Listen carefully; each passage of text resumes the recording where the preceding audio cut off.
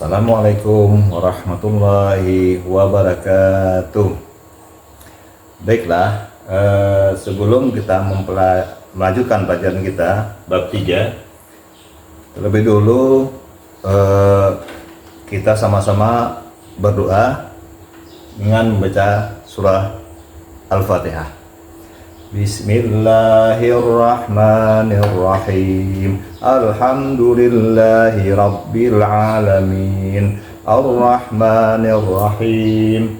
Maliki yaumiddin. Iyyaka na'budu wa iyyaka nasta'in. Ihdinas siratal mustaqim. Siratal ladzina an'amta 'alaihim ghairil maghdubi 'alaihim waladdallin.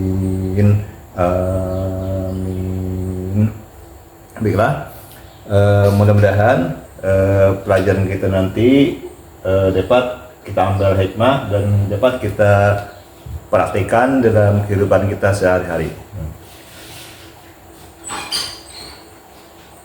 Sebelum kita masuk tentang masalah bab hari ini, Bapak mau melihat absensi siapa yang tidak hadir. Ya, alhamdulillah ada satu orang yang hadir. Baiklah, kita lanjut pelajaran kita. Bab kejujuran dan keadilan. Nah, sebelumnya siapa yang tahu pengertian jujur?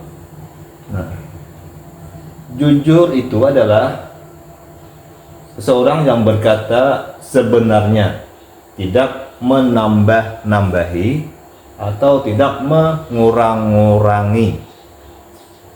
Dan perkataan jujur, apa yang diucapkan sesuai dengan perbuatan, itu yang dimaksud dengan jujur.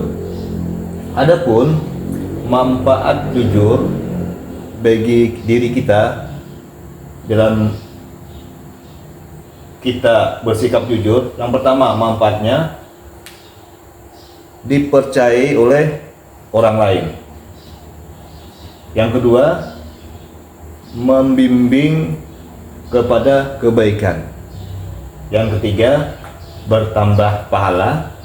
Yang keempat, jelas kita mendapat banyak teman. Dan yang kelima, hidup tenang. Serta yang keenam, dekat dengan Allah. Kemudian dalil tentang jujur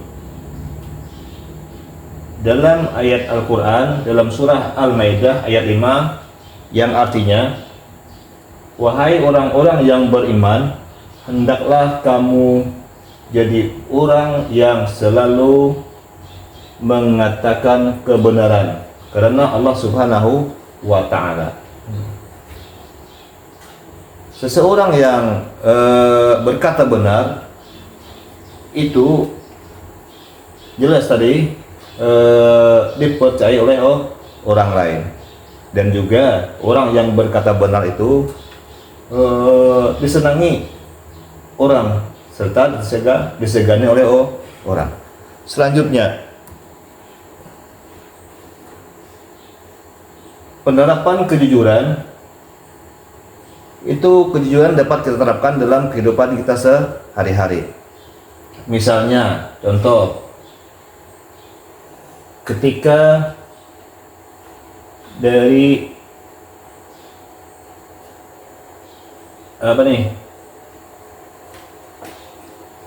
ketika disuruh kita mengembalikan hak orang lain, atau kita menemukan hak orang lain sehingga itu bukan milik kita, dan kita wajib mengembalikan kepada orang lain, orang yang memiliki harta tersebut, benda tersebut. Nah, itu salah satu kita jujur di masyarakat. Itu kita diminta untuk berbuat kebaikan atau diminta gotong royong. Nah, di dalam gotong royong ini hendaklah kita selalu berbuat menolong apa yang dikerjakan oleh masyarakat. Sebagai contoh, kita gotong royong membersihkan selokan umpamanya. Jadi kita ikut berpartisipasi untuk membersihkan. Jangan kita hanya menunggu. Nah, itu tidak boleh. Kita jujur kepada masyarakat bahwa kita ikut dalam melaksanakan gotong royong. Nah, kemudian lagi kita masuk kepada berikutnya, adil.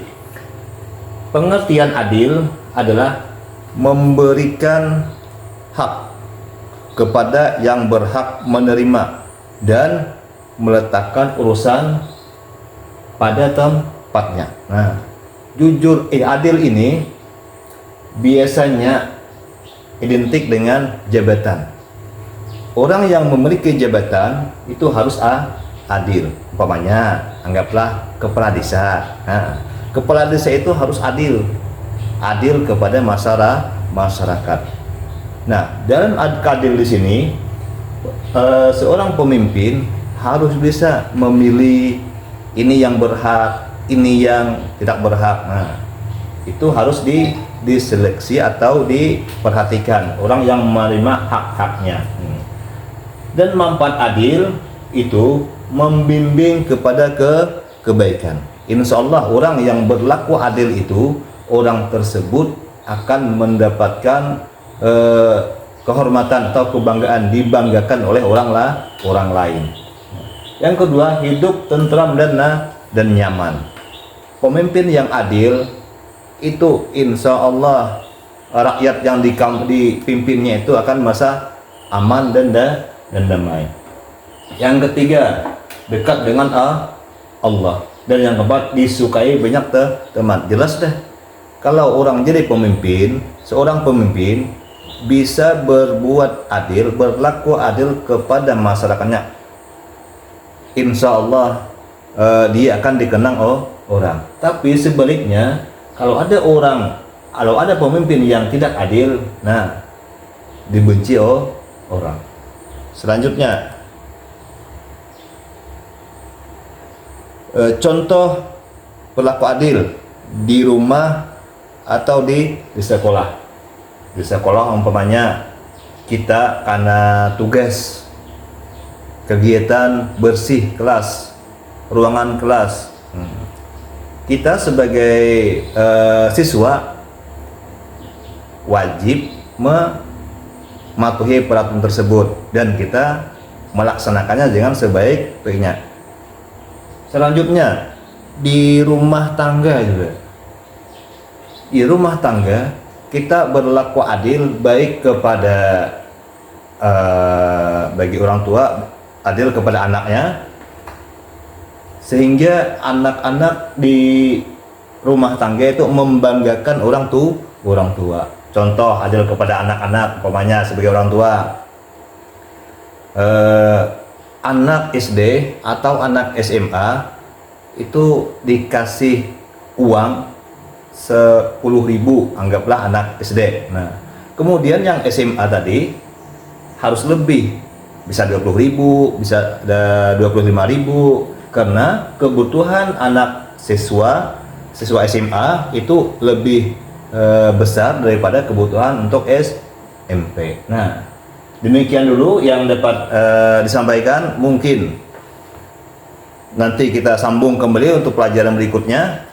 Sampai di sini, mudah-mudahan kita ada manfaatnya dan mudah-mudahan apa yang disampaikan oleh Bapak tadi dapat kita ambil hikmahnya, dapat kita ambil intisarinya, dan kita dapat mempraktikkan sikap terpuji tersebut, antaranya jujur dan adil.